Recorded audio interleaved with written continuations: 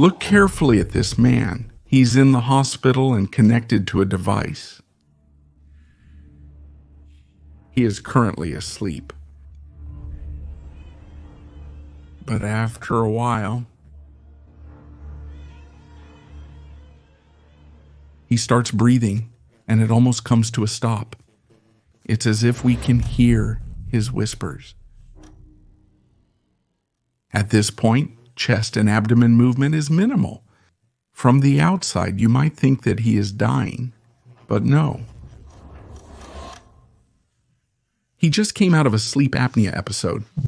But among the public, there is another name they have given him from past to present. The nightmare is coming. It's as if we can hear its whispers.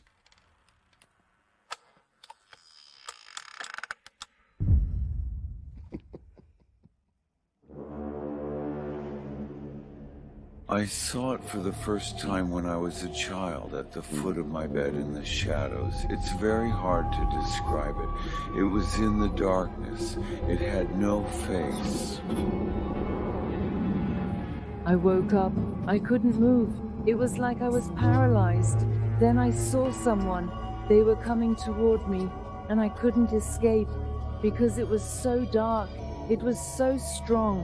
And I was so helpless in front of it. You can't even know how it happens. It was like a nightmare. You want to run and scream, but it won't let you. He was around 5 feet 11 inches tall. I think he was about 6 feet 6 inches tall. A moving dark figure. I've never been this terrified in my life.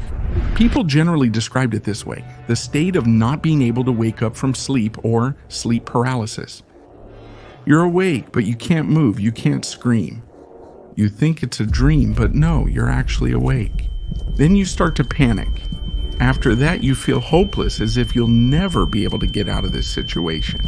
Eventually, everything ends. The paralysis feeling dissipates and life returns to normal. Then you ask yourself, did I just have a dream?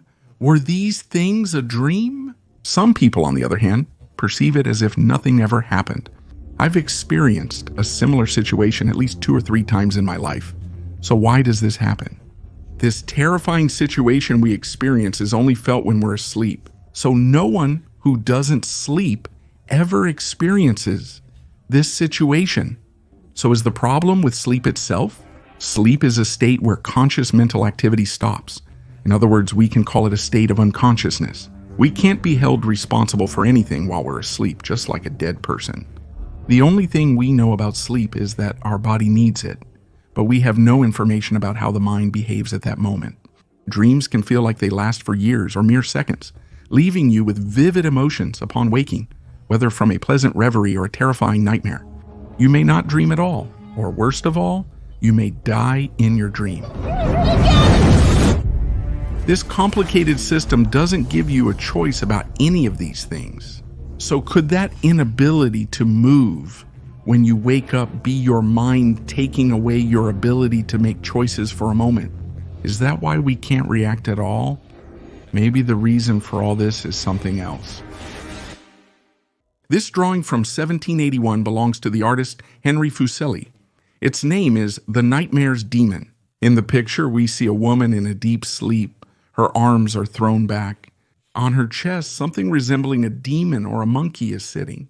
The Karabasan, which has a deep-rooted place in Turkish and Anatolian beliefs, appears as a kind of ghost, a figure that comes at night, frightens people, and even takes their souls.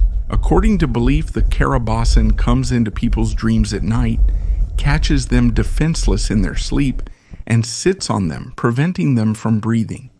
In Anatolia, the Karabasan is also known as Aurbasan, Karakura, Kabus, and Kamos. The Scandinavian people call it Kusrak. According to them, Kusrak is a cursed woman who sits on the villagers' chests while they sleep and causes them to have nightmares. In African communities, it is often referred to as the demon on your back and is known as Danao by the Hahusa people. In Chinese culture, the entity known as Guyashen or Guyashuang, which means ghost, is known as a being that puts pressure on the body.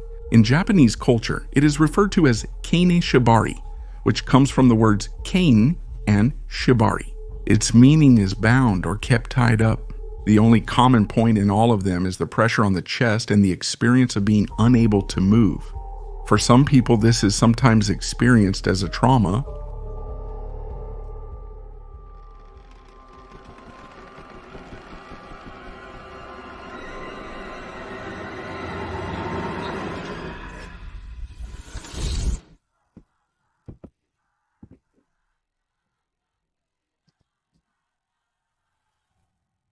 Let me tell you an interesting story.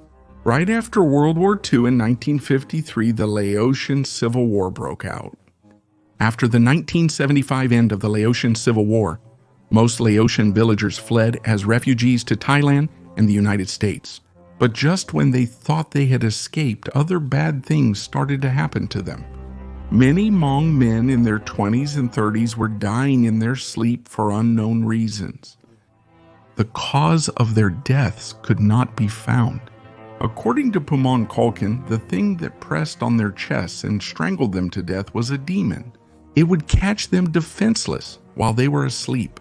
According to them, the reason for this was that they had abandoned their homeland and fled.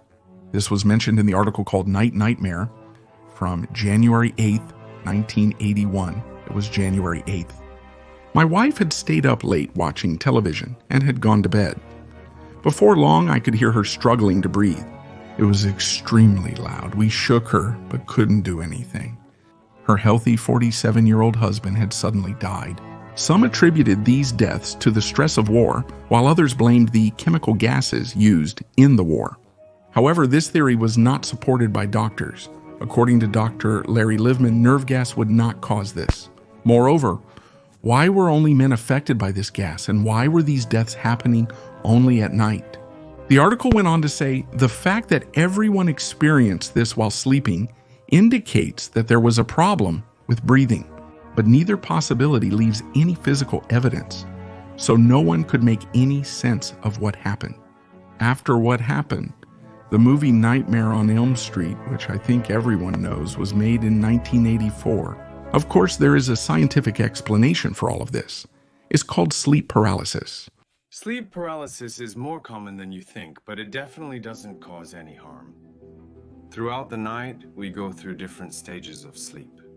When we're in deep sleep, our brain shuts off our muscles. This is to prevent us from moving while dreaming. Some people come out of this stage faster than others. One of the main things that triggers this is stress. Our body first starts to prepare for sleep. When we first fall asleep, we still interact with the outside world, like waking up to a small sound. However, in deep sleep, which is usually the stage when we dream, it is much harder to wake up. To put it simply, at this point, the brain leaves the body motionless. Because staying motionless is the best option when faced with situations that can be seen or experienced in a dream. If it weren't like this, we could get up and walk during a dream, harm ourselves, and do many different things. Except for people like the lady here. Some sleepwalkers somehow get past this situation. Maybe they're not fully asleep, or maybe they're somehow tricking the brain. It must be very interesting to cook while sleeping and not even be aware of it. That's terrifying. That's incredible. The pressure on the chest during sleep paralysis and our temporary inability to move when we wake up is just a trick played by our brain. In some situations, where our consciousness suddenly returns, the brain perceives this late and activates the body's movement mechanism late.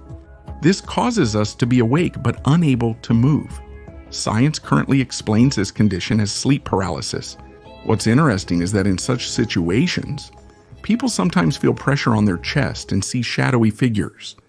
Are all these things really just a trick played by our brain? Are we losing our sense of reality, even if just for a moment? Or are these things really happening? We never remember the beginning of dreams, do we? What we see in dreams feels real, doesn't it? But when we wake up, we realize that something strange happened. Let me ask you something. You never remember the beginning of a dream, do you? I mean, we always find ourselves in the middle of what's happening. Just like how we don't know what we did for years after we were born, and then suddenly find ourselves as a child after a long time. That's how what we're experiencing right now is. Are all these fake?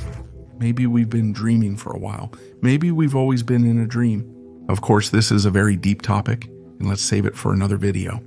So do you still think that sleep paralysis really exists, or have you experienced something similar? You can write about it in the comments. I'm Nigma. See you soon.